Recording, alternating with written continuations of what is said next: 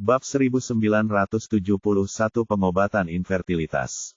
Di kamar Master Pavilion Jubao, Dubin berdiri di depan jendela dengan tangan di belakang punggung dan menatap keluar jendela, sedikit mengernyit. Sudah beberapa hari sejak dia mengambil alih sebagai Master Pavilion Jubao. Menurut rencana sebelumnya, dia memeriksa Luo Yudi dari awal hingga akhir, tetapi sekarang dia tidak menemukan apapun.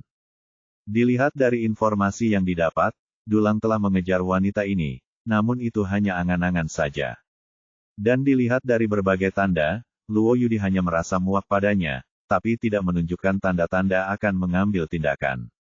Hal ini membuat Dubin merasa sangat tidak bahagia. Jika masalah ini tidak dapat diselidiki dan tujuan keluarga tidak tercapai, maka jalannya menuju kesuksesan akan terhambat.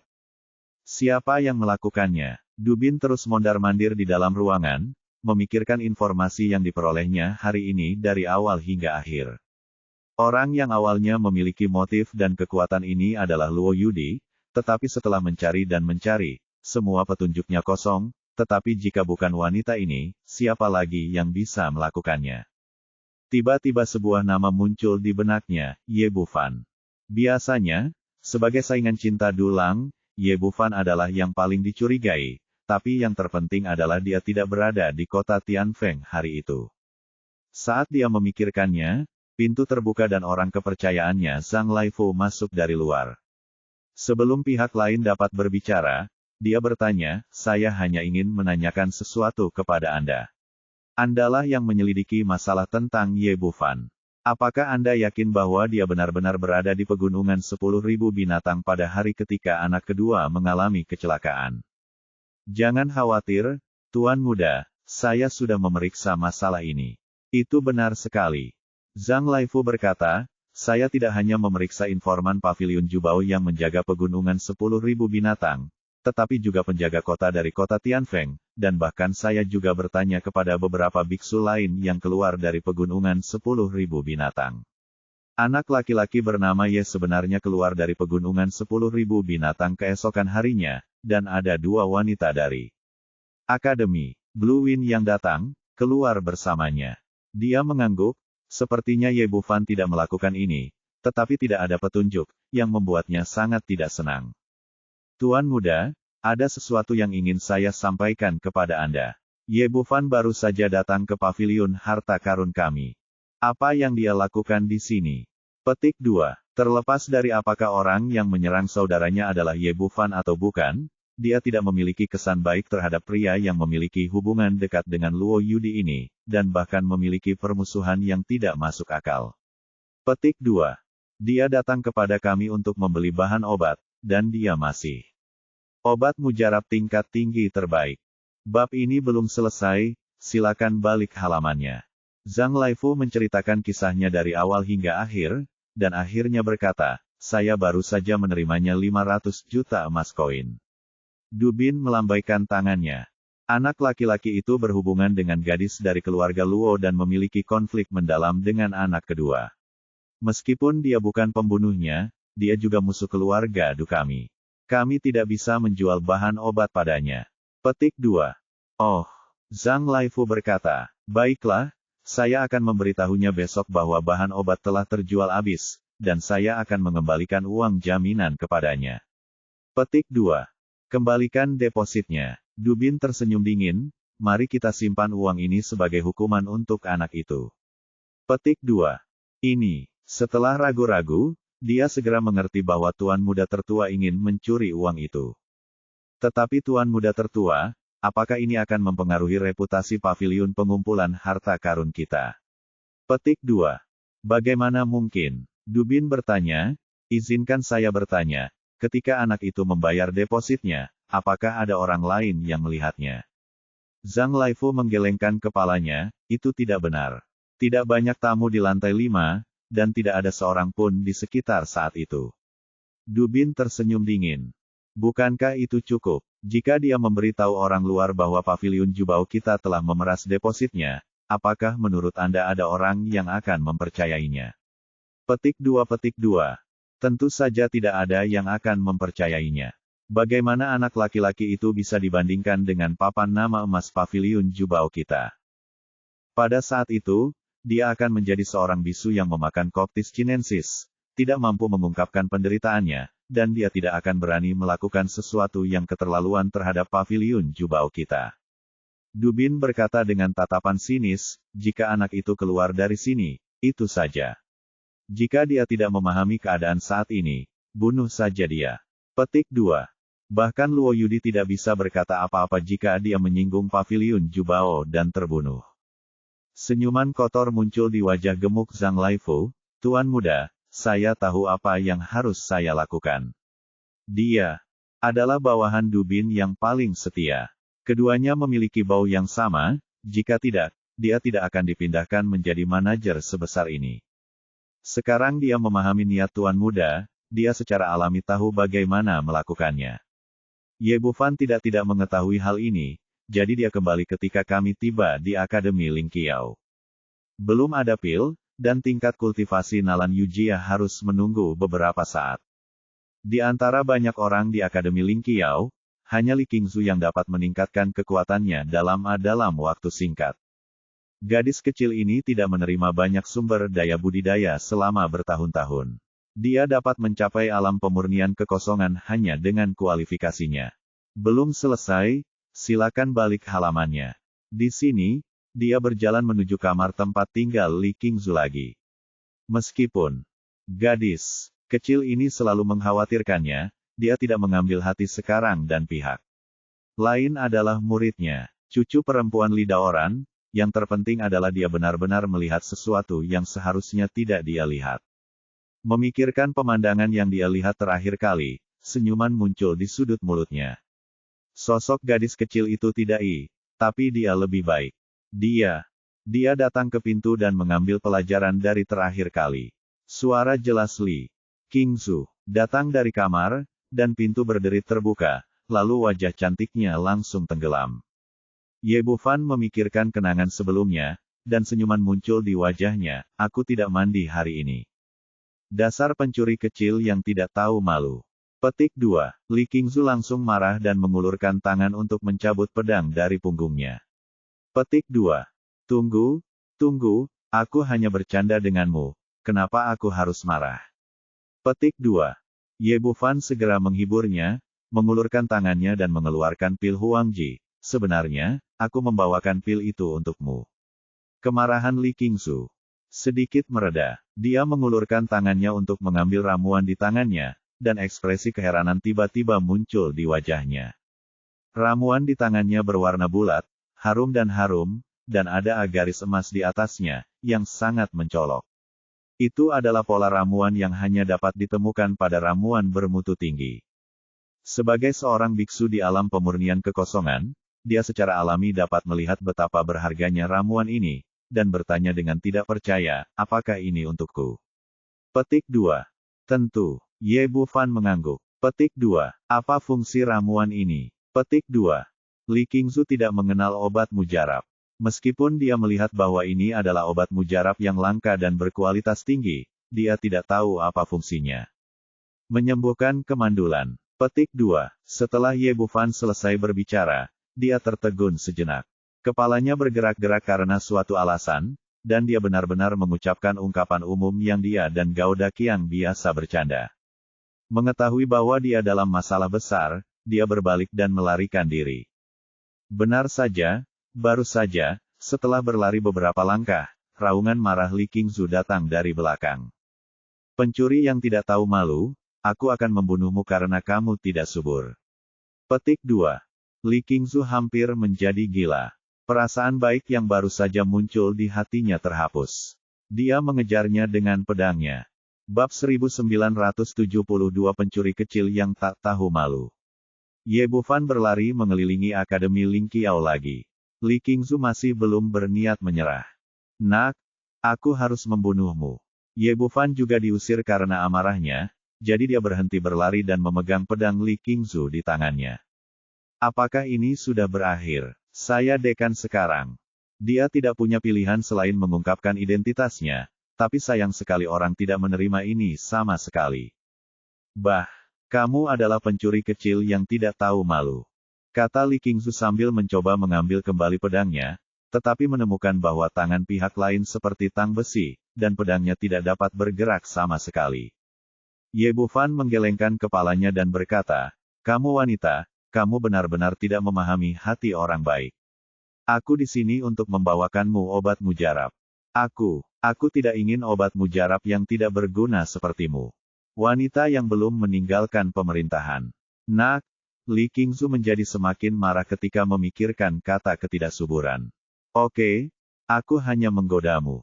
Pil jenis ini bukan untuk mengobati kemandulan," kata Ye Bufan, matanya tertuju pada dada orang lain, menunjukkan senyuman jahat. "Sebenarnya pil milikku ini bukan untuk mengobati kemandulan.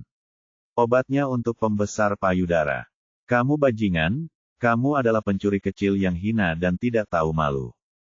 Li Qingzu sangat marah sehingga dia mengucapkan beberapa kata umpatan yang dia tahu berulang kali. Kemudian dia mengambil pil kaisar dan menghantamkannya langsung ke wajah lawannya. Ye Bufan melepaskan pedang lawannya, lalu mengulurkan tangannya untuk menangkap ramuan di telapak tangannya. "Oke, ini ramuan bermutu tinggi. Jika kamu meminumnya, kamu akan dipromosikan ke tingkat yang lebih tinggi kali ini." Dia berbicara dengan sangat serius kali ini, tetapi ketika dia mendengar telinga Li Qingzu, dia memiliki arti lain. "Apa artinya naik level? Apa aku sangat kecil sekarang? Meskipun aku tidak terlalu seksi, aku tidak kecil sama sekali, oke." Memikirkan hal ini, dia menjadi semakin kesal, dan dia menikamnya pedangnya lagi. Namun di luar dugaan, kali ini Ye Bufan tidak lari atau bahkan menghindar. Pedang itu menusuk dada lawan dengan gemetar, dan darah langsung berceceran ke seluruh wajahnya. Ye Bufan menutupi lukanya yang terluka, darah menetes dari sela-sela jari-jarinya, dan kemudian jatuh ke tanah dengan bunyi celepuk. Li Qingzu benar-benar ketakutan dengan semua yang terjadi secara tidak terduga. Dia telah bertarung dengan Ye Bufan dan melihatnya memukuli tetua ketiga dari keluarga Li, jadi dia secara alami tahu bahwa tingkat kultivasi pihak lain sangat tinggi. Terlebih lagi, dia menusukkan pedangnya secara acak, tanpa menggunakan kekuatan penuhnya sama sekali. Tujuannya untuk menakut-nakuti orang lain. Bagaimana dia bisa menikam orang lain begitu dia melampiaskan amarahnya? Dia masih terlihat terluka parah. Melihat Ye Bufan terbaring dalam genangan darah, tubuhnya masih bergerak-gerak dan wajahnya sepucat kertas, Li Qingzu langsung ketakutan. Dia adalah gadis yang baik hati. Meskipun dia berteriak dengan keras, dia tidak pernah berpikir untuk menyakiti orang lain, apalagi hal seperti itu akan terjadi. Dia berkata dengan suara gemetar, "Apa kabar? Apakah kamu baik-baik saja? Jangan menakuti aku. Aku khawatir aku tidak bisa bertahan." Suara Ye Bufan sangat lemah. "Jangan menakutiku, kenapa kamu tidak bersembunyi? Kenapa kamu melakukan ini?" Li Qingzu melemparkan pedangnya ke tanah, dia sangat ketakutan. Ye Bufan membuka mulutnya dan hendak mengatakan sesuatu, tapi seteguk darah lagi muncrat. "Apa kabarmu? Apa kamu baik-baik saja? Aku benar-benar tidak bermaksud begitu. Aku hanya ingin menakutimu. Aku sama sekali tidak menyangka akan menusukmu. Tolong jangan menakutiku, oke? Tidak apa-apa, aku tidak menyalahkanmu." Ye Bufan sepertinya telah menghabiskan banyak usaha untuk mengatakan ini, dan suara di belakangnya menjadi semakin kecil. Li Qingzu buru-buru berlutut, memeluknya, menempelkan telinganya ke mulutnya, dan berkata dengan suara tercekat, "Apa yang akan kamu katakan?" Ye Bufan berkata dengan suara lemah, "Kalau begitu, aku melihat kamu mandi hari itu, sedih sekali. Itu tidak disengaja. Aku tidak tahu ada seseorang di ruangan itu. Berjanjilah padaku untuk tidak marah lagi, oke?" Mata Li Qingzu berkaca-kaca dan dia terus mengangguk, "Oke, aku tidak akan marah lagi, dan aku tidak akan pernah akur lagi. Kamu peduli? Kalau begitu bisakah kamu memaafkanku?" Ketika Ye Bufan mengatakan ini, tubuhnya bergerak-gerak. "Aku memaafkanmu. Aku memaafkanmu atas segalanya. Aku hanya ingin kamu bertahan hidup dengan baik. Aku akan melakukan apapun yang kamu minta, dan aku akan menyetujui kondisi apapun yang kamu miliki." Li Qingzu hanyalah seorang gadis yang saya tidak terlalu terlibat dalam dunia ini. Saya adalah orang berpangkat tinggi, tetapi pengalaman sosial saya sangat sedikit, dan saya sangat panik saat ini. Selama kamu baik-baik saja, aku akan mengenali kamu sebagai dekan Universitas Lingqiao mulai sekarang. Aku akan mendengarkan apapun yang kamu katakan dan melakukan apapun yang kamu minta aku lakukan. Benarkah kamu bisa melakukan apa saja? Li Qingzu terus mengklik. Dia mengangguk, iya, kamu bisa mengatakan apapun yang kamu mau.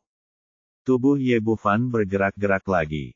Itu bukan karena rasa sakit di lukanya, tapi karena terlalu tidak nyaman untuk menahan tawanya. Semua ini tentu saja dipalsukan olehnya. Dengan tubuhnya yang kuat, bagaimana dia bisa dengan mudah ditusuk oleh lawan? Dia hanya menggunakan teknik pengecilan tulang untuk berpura-pura terluka, dan kemudian menggunakan beberapa kantong darah untuk menakuti gadis kecil itu sampai mati.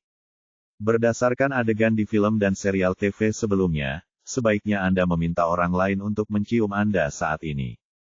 Namun, dia agak ragu untuk menghadapi Li Qingzu di depannya.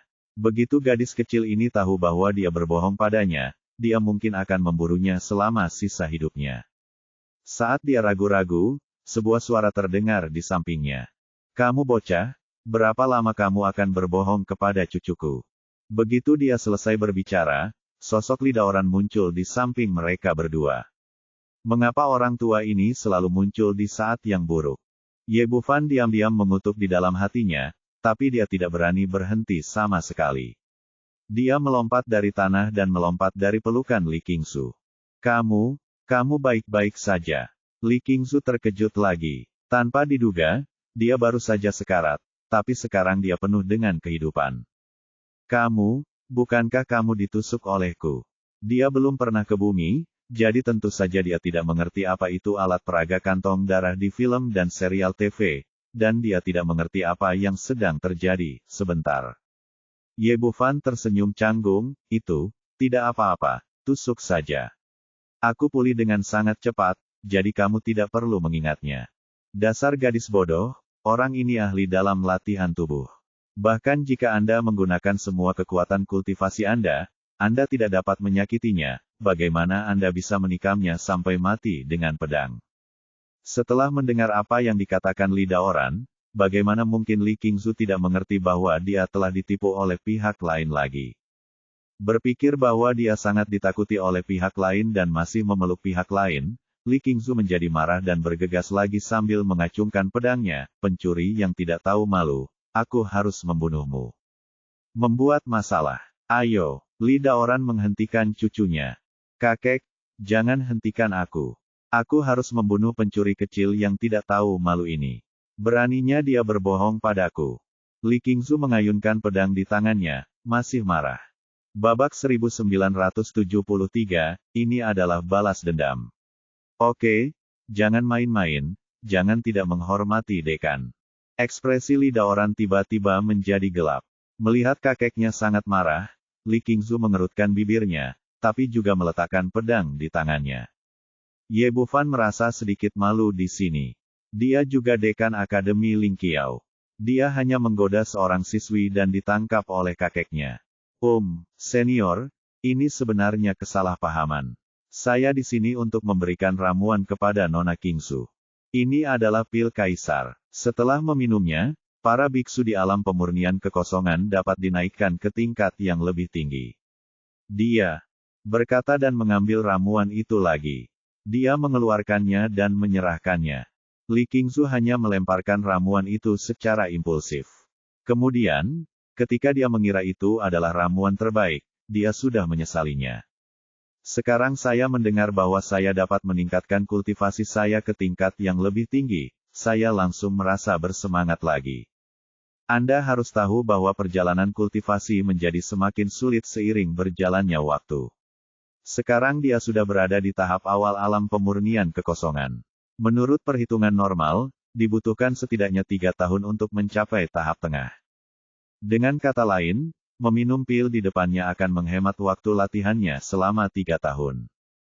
Tidak peduli bagaimana Anda meningkatkan tingkat kultivasi Anda, itu adalah godaan besar bagi para kultivator, tetapi Anda hanya membuang pilnya sendiri, dan sekarang Anda mendapatkannya kembali seperti ini, yang membuat Anda merasa malu. Aku tidak peduli. Setelah mengertakkan gigi, dia segera memalingkan wajahnya, Takut jika dia melihatnya beberapa kali lagi, dia tidak bisa menahan diri untuk tidak mengambil ramuan di tangannya. Li Daoran tidak tahu apa yang dipikirkan cucunya. Melihat Li Qingzu mengeluarkan ramuan berkualitas tinggi ini, dia menjadi cemas. Kamu gadis, ini hal yang bagus. Saat dia mengatakan ini, dia mengambil ramuan itu ke tangannya terlebih dahulu, seolah-olah dia takut Ye Bufan akan menyesalinya, dan kemudian menarik Li Qingzu.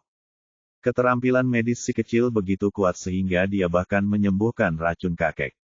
Ramuannya pasti benar, ambillah dengan cepat. Menurutnya, alasan cucunya menolak ramuan itu pasti karena ketidakpercayaan keterampilannya. Dia menceritakan tentang detoksifikasinya. Apa, kakek, racunmu sudah disembuhkan. Setelah mendengar berita itu, wajah Li Qingzu dipenuhi dengan ketakutan. Setelah menemui dokter terkenal yang tak terhitung jumlahnya selama bertahun-tahun, tetapi tidak berhasil, saya tidak menyangka penyakit itu disembuhkan oleh Ye Bufan. Apakah ada yang salah dengan ini? Si kecil berkata, bantu saya menghilangkan racunnya sekarang, dan saya dapat sepenuhnya memulihkan tingkat kultivasi saya dalam beberapa hari. Setelah Li Daoran selesai berbicara, dia langsung memasukkan pil Huangji ke dalam miliknya tangan ke tangan cucunya di dalam. Kali ini Li Qingzu tidak menolak. Dia menyimpan ramuan itu, lalu mendatangi Ye Bufan dan membungkuk dalam-dalam. Terima kasih telah mendetoksifikasi kakekku. Ye Bufan tidak menyangka sikap gadis kecil itu berubah begitu cepat, dan dia merasa sedikit tidak nyaman karenanya. Ini bukan apa-apa. Lagi pula, senior juga menyelamatkan hidupku. Li Qingzu berdiri, maju 2 langkah, mendatangi Ye Bufan dan berbisik, aku berterima kasih padamu karena telah menyembuhkan racun kakek.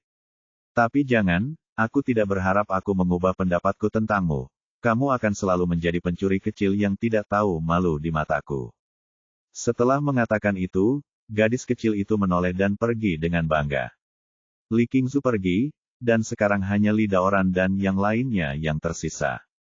Ye Bufan tersenyum genit. Dia menggoda cucunya 2 kali berturut-turut, tapi tidak peduli apa, itu adalah hal yang memalukan. Untuk meredakan suasana canggung, dia segera mengganti topik dan bertanya, senior, bagaimana pemulihan cederamu? Ya, ini jauh lebih baik dari sebelumnya. Ketika dia menyebutkan tubuhnya, Li Daoran menunjukkan senyuman. Tampilan yang bersemangat. Awalnya aku mengira seluruh hidupku akan hancur seperti ini, tapi aku tidak menyangka suatu hari nanti aku akan bisa pulih kembali. Anak kecil, aku masih ingin berterima kasih, Pak Tua. Kata-kata Li Daoran sebelumnya serius dan menyentuh hati, tetapi ketika dia mengatakan ini, senyuman licik muncul di wajahnya. Secara logika, aku harus membalas kebaikanmu yang begitu besar. Tapi Pak Tua, aku sangat miskin dan tidak punya apa-apa. Aku hanya punya seorang cucu. Bagaimana kalau aku menikahkan Qingzu denganmu? Pembayaran, itu hanyalah balas dendam. Ye Bufan menolak tanpa ragu-ragu, tidakkah kamu melihat bahwa dia masih memegang pedang dan mengejarku ke seluruh pegunungan dan dataran? Dalam hidupku. Li Daoran tersenyum canggung, gadis ini memiliki temperamen buruk, tapi dia tetap orang baik. Kamu akan bisa beradaptasi seiring berjalannya waktu. Lupakan itu, saya benar-benar tidak bisa beradaptasi dengan ini, dan saya tidak ingin beradaptasi. Ye Bufan mengubah topik lagi dan bertanya, senior, tingkat kultivasi Anda pasti sangat tinggi sebelum Anda diracuni, bukan? Apakah kamu mencapainya? Kamu mengatakan ini. Li Daoran berhenti menyebut cucunya dan menunjukkan senyuman di wajahnya. Melankolis dan kenangan. Orang tua, saya adalah seorang yatim piatu saat itu. Saya diadopsi oleh dekan Akademi Ling Qiao sebelumnya dan dibesarkan di akademi. Saat itu, saya juga orang nomor 1 di seluruh akademi dan seorang jenius seni bela diri yang terkenal. Menghadapi semburan lelaki tua itu, Ye Bufan sedikit terdiam. Pria ini benar-benar banyak bicara seiring bertambahnya usia. Setelah berbicara begitu lama, dia masih tidak mengatakan jenis kultivasi apa yang dia miliki. Li Daoran menceritakan masa lalunya, dan akhirnya berkata, meskipun saya tidak sebaik Zheng Sanbao pada saat itu, saya jelas merupakan salah satu orang terkuat di kota Tianfeng, dan saya telah mencapai tahap akhir integrasi. Baiklah. Dia menarik lelaki tua itu untuk duduk di sebelahnya, mengeluarkan sebotol anggur merah berusia 30 tahun dari ring dan melemparkannya. Cobalah anggur ini dan lihat bagaimana hasilnya. Anak kecil, kamu memiliki begitu banyak barang bagus. Meskipun racun dalam tubuhnya telah dikeluarkan dan dia tidak perlu lagi menggunakan alkohol untuk menekannya, kecanduan alkohol yang terbentuk selama bertahun-tahun tidak dapat diubah. Dia membuka tutup botol dan meneguknya 2 kali. Lalu dia menggelengkan kepalanya, anggur ini rasanya agak aneh, pahit dan sepat. Tidak sebagus anggur yang kamu berikan padaku beberapa hari yang lalu. Bahwa lelaki tua itu tidak terbiasa minum anggur merah, Ye Bufan mengeluarkan sebotol erguotou lagi dan melemparkannya, lalu berkata, "Senior, melihat skala Universitas Lingqiao, seharusnya tidak lebih buruk dari Universitas Changfeng saat itu." Kan, tentu saja, wajah Lidaoran berubah ketika dia menyebutkan apa yang terjadi saat itu. Ada ekspresi bangga di wajahnya. Meskipun Blue Wind College dan Lingqiao College sama-sama dikenal sebagai dua perguruan tinggi besar di benua Kunlun, di kota Tianfeng, Universitas Lingqiao saya jauh di depan Blue Wind College. Lalu mengapa hal itu tiba-tiba terjadi? Apakah ini ditolak? Selalu menjadi pertanyaan di benak Ye Bufan. Dia tidak mengerti mengapa perguruan tinggi sebesar itu tiba-tiba menolak seperti ini. Ceritanya panjang, dan dimulai dari 10 tahun yang lalu. Lidaoran berkata, 10 tahun yang lalu saat ini, kebetulan terjadi pertarungan seleksi untuk kompetisi kualifikasi pendatang baru. Saat itu, Akademi Lingqiao kami sangat bagus, kuat. Mereka menekan keluarga kerajaan dan Akademi Blue Wind dan memenangkan kelima tempat dalam satu gerakan. Ye Bufan diam-diam mengagumi bahwa dia tidak menyangka Akademi Lingqiao begitu kuat. Pada saat ini, ekspresi ganas tiba-tiba melintas di wajah Lidaoran, matanya penuh kebencian, dan niat membunuh yang kuat muncul dari seluruh tubuhnya. Tapi, malam itu, sesuatu tiba-tiba terjadi. Bab 1974, Masa Lalu Ling Xiao. Ye Bufan diam-diam terkejut. Orang tua itu selalu terlihat tidak peduli pada apapun dan terlihat sinis.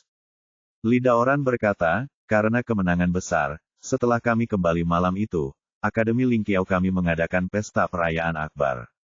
Tapi siapa yang bisa membayangkan bahwa anggur malam itu diracuni, yang merupakan hal yang sangat menyeramkan. Bubuk Rongmai. Racun ini tidak terlihat dan tidak berwarna, dan semua orang sangat bahagia malam itu sehingga tidak ada yang menyadarinya. Akibatnya, semua anggota inti Akademi Lingqiao diracuni. Menyadari ada yang tidak beres, puluhan pria berbaju hitam tiba-tiba keluar dan membunuh mereka. Kami tidak akan takut pada mereka di saat normal. Tanpa kemampuan untuk melawan sama sekali, itu akan menjadi pembantaian sepihak. Petik 2. Mendengar ini intinya, mata lelaki tua itu penuh dengan kebencian, dan 2 garis air mata berlumpur mengalir di wajahnya yang keriput. Dalam pertempuran malam itu, semua anggota inti Akademi Lingqiao tewas. Di bawah perlindungan kedua putraku, aku akhirnya berhasil menyelamatkan hidupku, tetapi mereka semua mati. Suara Lidaoran penuh kesedihan dan kemarahan. Setelah pertempuran ini, intinya para anggota telah pergi, dan siswa biasa meninggalkan akademi dengan panik. Seluruh Akademi Lingqiao benar-benar lumpuh dan menjadi seperti sekarang. Petik 2. Ye Bufan juga dipenuhi dengan amarah. Metode pihak lain terlalu tercela dan kejam. Apakah kamu tahu siapa yang melakukannya? Siapa lagi yang melakukannya? Itu adalah pencuri dari Akademi Changfeng. Lidaoran berkata dengan getir, meskipun wajah pemimpinnya ditutupi, aku mengenalnya bahkan jika dia berubah menjadi abu. Itu Universitas Changfeng. Wei Wentong, Dekan Akademi Feng. Petik 2. Ye Bufan tidak terkejut dengan jatuhnya Akademi Lingqiao, dan yang paling diuntungkan tentu saja Akademi Angin Biru. Jika bukan karena kekalahan lawan yang kuat ini, mereka tidak akan sekuat sekarang. Guru mempercayakan saya pada Akademi Lingqiao. Saya pernah bersumpah di depan makam guru bahwa saya akan membuat akademi itu makmur, tetapi saya tidak menyangka akan berakhir seperti ini. Lidaoran berkata, saya berjanji pada guru selama itu saya perguruan tinggi tidak akan runtuh selama orang-orang masih hidup, jadi saya mencoba yang terbaik untuk menghidupkan kembali Universitas Lingqiao. Tetapi sejak itu, saya telah menjadi orang yang sama sekali tidak berguna, dan saya satu-satunya yang tersisa di perguruan tinggi. Bertahun-tahun telah berlalu, belajar hanya ada satu anggota lagi di halaman, Kingsu, dan hanya ada kami berdua. Awalnya, saya putus asa, berpikir bahwa saya ditakdirkan untuk dipermalukan oleh Tuhan saya setelah kematian. Tetapi Tuhan memiliki visi dan mengizinkannya, orang tua bertemu pria kecil sepertimu. Ini memberiku harapan lagi, aku yakin kamu akan mampu menghidupkan kembali Akademi Ling Qiao dan mendapatkan kembali kejayaannya. Ye Bufan diam-diam tersentuh. Tidak berlebihan untuk mengatakan bahwa Li Daoran sepenuhnya putus asa sebelumnya. Ia diracuni, budidayanya hancur, dan perguruan tinggi berada dalam kondisi terpuruk, namun ia pantang menyerah.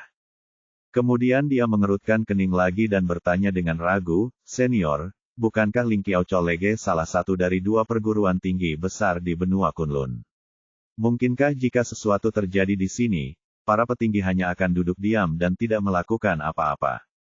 Selama sebagai markas besar memberimu bantuan, menurutku tidak sulit untuk membangun kembali akademi, kan?"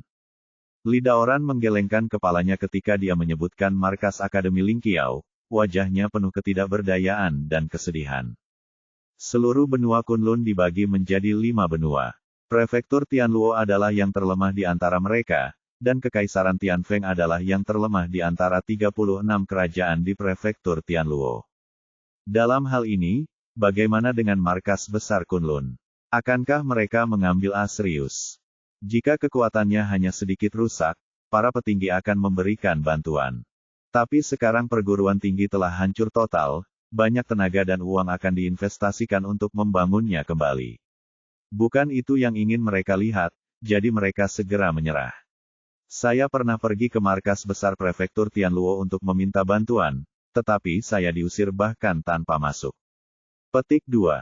Setelah mengatakan ini, dia menghela nafas tak berdaya lagi. Dunia ini berada di dunia yang panas dan dingin. Anda hanya dapat mengandalkan diri sendiri untuk beberapa hal, dan hal lain tidak dapat mengandalkan Anda. Ye Bufan masih bertanya dengan bingung. Mungkinkah para petinggi begitu acuh tak acuh sehingga cabang Kekaisaran Tianfeng dihancurkan? Jika demikian, di manakah wajah Akademi Ling Qiao? Li Daoran berkata, "Pada awalnya, saya sangat marah dan bingung. Saya tidak mengerti mengapa atasan melakukan ini. Dalam analisis terakhir, kami masih terlalu lemah. Bahkan jika seluruh cabang dihancurkan, tidak banyak orang di benua Kunlun yang mengetahuinya, dan tidak akan ada kehilangan muka. Sebaliknya, jika markas Akademi Ling Qiao mencari si pembunuh, hal itu akan menarik perhatian orang lain, dan kehilangan muka akan semakin besar." Ye Bufan berkata, "Bukankah sudah jelas bahwa pembunuhnya adalah Wei Wentong dari Blue Wind Academy?" Petik 2. Menurutnya, masalahnya sudah sangat jelas, tapi Li Daoran menggelengkan kepalanya. Petik 2. Saya tahu Wei Wentong yang melakukan ini, tapi saya tidak bisa memberikan bukti apapun, dan sejak malam itu, Wei Wentong menghilang secara ajaib, tidak satu dapat ditemukan sama sekali. Hilang? Bagaimana ini mungkin? Petik 2. Ye Bufan tampak terkejut dan tidak mengerti apa yang sedang terjadi. Secara logika, Wei Wentong menghabiskan seluruh upayanya untuk menghancurkan Akademi Ling Qiao. Lalu tiba waktunya untuk menikmati buah kemenangan. Bagaimana dia bisa tiba-tiba menghilang? Petik 2. Tapi faktanya adalah, saya telah menggunakan banyak metode selama bertahun-tahun untuk mencari informasi tentang binatang ini. Tapi tidak ada yang ditemukan, tidak ada petunjuk sama sekali. Seolah-olah orang ini tiba-tiba menguap begitu saja. 10 tahun penuh telah berlalu, dan Blue Wind Academy belum menunjuk dekan baru, juga belum ada penjelasan apapun atas hilangnya Wei Wentong. Akademi tersebut dipimpin oleh wakil dekan Feng Xingkong. Petik 2. Bagaimana bisa? Petik 2. Ye Bufan bingung. Masalah ini jelas tidak normal, tetapi dia tidak dapat menemukan masalahnya. Anak kecil, jangan pikirkan itu jika kamu tidak mengerti. Yang terpenting bagi kami sekarang adalah menghidupkan kembali Akademi Ling Qiao selama bagi kita menjadi lebih kuat lagi adalah balas dendam terbaik untuk bajingan tua Wei Wentong itu. Petik 2. Li Daoran mengambil botol anggur dan menyesapnya, sepertinya telah meminum semua kesedihan dan kemarahan sebelumnya. Lalu dia berkata, meskipun jumlah orang di kampus kita sekarang lebih sedikit, saya tahu bahwa Anda dan wanita Anda sangat kuat. Kuat, bahkan lebih kuat dari yang kita miliki 10 tahun lalu. Babak kualifikasi pendatang baru akan segera hadir. Anda harus mengalahkan para bajingan dari Blue Wind Academy dan menginjak-injak mereka sepenuhnya sehingga mereka bahkan tidak bisa mendapatkan satu tempat pun. Jangan khawatir senior, saya tidak akan memudahkan mereka. Ye Bufan setuju tanpa ragu-ragu. Pertama, dia membenci perilaku tercela Akademi Changfeng, dan kedua, tujuannya adalah untuk menempati peringkat pertama di seluruh kompetisi kualifikasi pendatang baru. Jika bahkan cabang kecil Changfeng tidak dapat menyelesaikan masalah, bagaimana Anda bisa mendapatkan buah Red Yuan? Bagus sekali, anak kecil, selama kamu mengatakan ini untukku, aku akan menikahkan cucuku denganmu. Petik 2. Ye Bufan tiba-tiba memiliki garis hitam di kepalanya. Dia berani berpikir bahwa lelaki tua itu masih memikirkannya. Ada takdir tertentu. Si kecilmu berasal dari Blue Wind Academy, tapi aku tidak menyangka bahwa dia pada akhirnya akan menjadi aku, Ling Xiao. Nampaknya dekan perguruan tinggi dan Tuhan juga merasa sudah saatnya kita merasa bangga. Lidaoran berkata dan menepuk pundaknya, kamu anak kecil, kamu bahkan bisa mendapatkan api aneh Blacksmith Lu. Keberuntunganmu tidak akan buruk, dan kamu pasti bisa memajukan akademi di masa depan. Petik 2. Berbicara tentang pandai besi Lu, Ye Bufan bertanya, apakah Anda pernah mengenal senior Lu sebelumnya? Bagaimana Anda tahu dia bisa menyempurnakan senjata spiritual? Petik 2. Bab 1975 Dewa Senjata Kunlun. Akrab, tidak bisa membicarakannya. Lidaoran menggelengkan kepalanya dan berkata, aku tahu orang besar seperti itu, tapi mereka tidak mengenalku. Ye Bufan sedikit terkejut perguruan tinggi sebelumnya. Feng Cheng jelas merupakan sosok berpangkat tinggi. Seberapa tinggi seharusnya status orang besar yang disebutkan di mulutnya? Apakah status senior Lu sangat tinggi? Apa kamu tidak tahu? Kali ini giliran Lidaoran yang terlihat terkejut. Dia mengira pihak lain telah mendapatkan api aneh itu, dan dia seharusnya mengetahui identitas pandai besi Lu baiklah.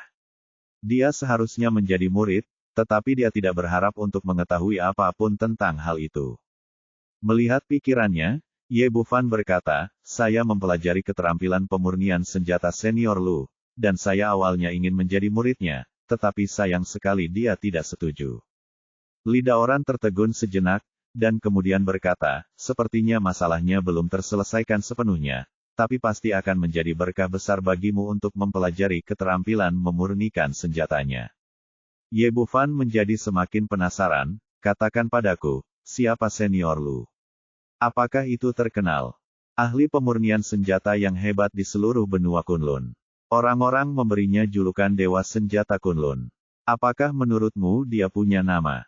Ini, Ye Bufan tampak tercengang. Dia sudah lama mengetahui asal-muasal pandai besi Lu itu tidak biasa, terutama karena dia telah mencapai tingkat kesempurnaan dalam melatih keterampilan senjata dengan tangan, tetapi dia tidak pernah menyangka bahwa statusnya akan mencapai tingkat setinggi itu. Lidaoran melanjutkan, Dewa Senjata Kunlun memiliki status yang tinggi. Orang-orang di seluruh benua Kunlun yang ingin memintanya untuk menyempurnakan senjata seperti ikan mas yang menyeberangi sungai. Jumlahnya tak terhitung jumlahnya. Lebih dari 10 tahun yang lalu, saya mengunjungi tuan saya, jadi saya bertemu dengannya sekali. Ye Bufan bertanya, jika ini masalahnya, bagaimana situasi hari ini bisa berakhir? Saya tidak tahu tentang ini. Saya kebetulan melewati desa kecil itu beberapa tahun yang lalu. Saat itu, saya pikir saya salah melihatnya. Kemudian, setelah konfirmasi berulang kali, saya yakin itu adalah Dewa Senjata Kunlun. Inilah yang terjadi di dunia kultivasi. Tidak ada yang yakin apa yang akan dia lakukan besok. Apa yang akan terjadi? Sekarang saya kira Lu Chaozong pasti mengalami masalah besar dan pergi ke desa kecil untuk melakukannya. Aku menyewa seorang pandai besi, mungkin untuk menghindari musuh. Aku sedang dalam masalah saat itu dan tidak bisa menyelesaikan masalahku sendiri. Aku tidak peduli dengan orang lain. Aku berpura-pura tidak melihatmu di restoran hari itu, jadi aku sudah memberitahumu di mana kamu bisa menyempurnakannya. Senjata spiritual, tapi aku tidak menyangka si kecilmu memiliki peluang yang begitu besar sehingga dia mendapatkan warisan Dewa Senjata Kunlun pada pertemuan pertama. Oh, Ye Bufan menerima warisan dari Lu Chaozong dan sangat ingin tahu tentang Dewa Warcraft Kunlun. Dia ingin tahu lebih banyak tentangnya dan bertanya, dari mana senior Na Lu berasal. Keluarga Lu berasal dari negara bagian Tiansheng Tengah. Li Daoran berkata, dari 5 benua di benua Kunlun, negara bagian Tiansheng Tengah memiliki energi spiritual paling banyak, dan sekte di sana juga yang paling kuat, dengan banyak master. Meskipun keluarga Lu bukanlah yang terkuat, tetapi sama sekali tidak ada yang berani macam-macam dengan mereka, karena keterampilan pemurnian senjata mereka tidak tertandingi, bahkan sekte yang paling kuat pun masih membutuhkan orang lain untuk menyempurnakan senjata. 50 tahun yang lalu, seorang jenius pemurnian senjata tiba-tiba muncul di dalam diri mereka, yaitu Lu Chaozong, dikenal sebagai Lu Chaozong. Ini adalah surga pemurnian senjata yang datang sekali dalam 10.000 tahun. Dikatakan bahwa dia mulai berlatih pemurnian senjata pada usia 5 tahun. Dia menjadi master pada usia 10 tahun dan menjadi master pada usia 15 tahun pemurni senjata nomor 1 di seluruh keluarga Lu. Pada usia 20 tahun, dia memenangkan gelar Dewa Senjata. Kunlun Dewa Senjata Kunlun. Menurut rumor yang beredar, setelah menjadi kepala keluarga selama 100 tahun, dia pasti menjadi pewaris keluarga berikutnya. Tapi sesuatu terjadi pada keluarga Lu 5 tahun lalu, tidak ada yang tahu persis apa yang terjadi. Kepala keluarga meninggal dunia dan Lu Chaozong tiba-tiba menghilang. Adik laki-lakinya Lu Chaoyang menggantikan posisi kepala keluarga. Semua orang ingin tahu kemana perginya Dewa Senjata Kunlun, tetapi tidak ada yang bisa membayangkan bahwa itu sebenarnya tersembunyi di desa pegunungan kecil di sini. Setelah mendengarkan perkataan Li Daoran, meski masih belum mengetahui kebenaran spesifiknya, Ye Bufan sudah memiliki gambaran kasar di benaknya. Dari tangan Lu Chaozong yang hanya tersisa 2 jari, terlihat bahwa pengalaman sebelumnya pasti ada. Sangat menyedihkan. Ya, bagi ahli pemurnian senjata, kehilangan 7 jari sekaligus akan lebih tidak nyaman daripada mati. Memikirkan hal ini, dia berkata, kamu terus istirahat, dan aku akan bisa memperbaiki bahan obat besok. Pulse Pill, Anda akan dapat pulih sepenuhnya pada waktunya. Sekarang saya akan mengunjungi senior Lu. Meskipun Lu Chaozong menolak menerima murid, dia tetap menganggapnya sebagai guru dari lubuk hatinya. Sekarang waktunya makan malam, dan dia akan membawakan anggur dan makanan enak untuk dikunjungi. Ye Bufan mengucapkan selamat tinggal pada Li Daoran, berdiri dan berjalan menuju Lu Chaozong bergegas ke kediaman Chaozong. Di desa pegunungan kecil di luar kota. Matahari terbenam, asap mengepul, dan suasana tenang dan damai. Desa, Lu Chaozong masih memegang palu dengan hanya 2 jarinya, mengeluarkan suara dentang. Dia sedang menancapkan cangkul di tangannya. Tetapi pada saat ini, 2 sosok tiba muncul di depan toko pandai besi. Pendek, yang satu gemuk dan yang lainnya kurus.